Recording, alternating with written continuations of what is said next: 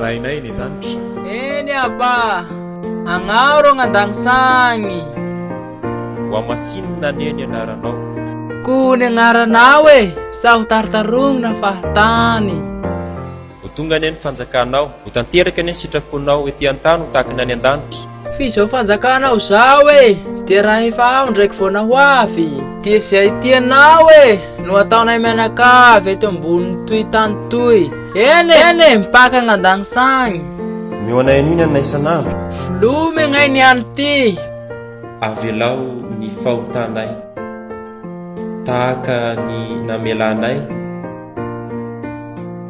izay nanao ratsy taminay. Koa volao zao helika izao, tahaka ny amelanay ny hasosoranay amin'ny hafa. Aza vela ho azo ny fotoa mandratsy izay, fa manafanay amin'ny ratsy. Eko aza velana ho azy ny sofakam-panahy zao anegnay, fa manafanay amin'ny raha ratsy.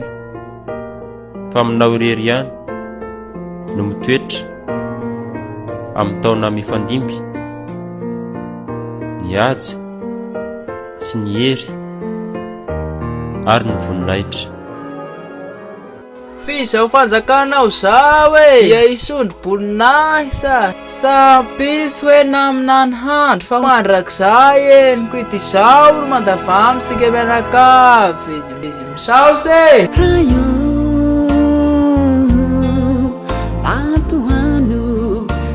finuna sayanana wentinai yantiamitihi onjapiainana etiantani famafiloatra kamahaketraka tsisakanai refelona aizareno tena isyano etiantani ve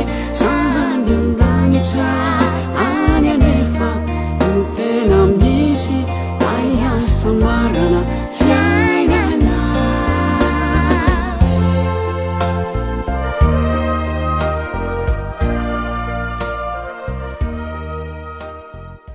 Amen.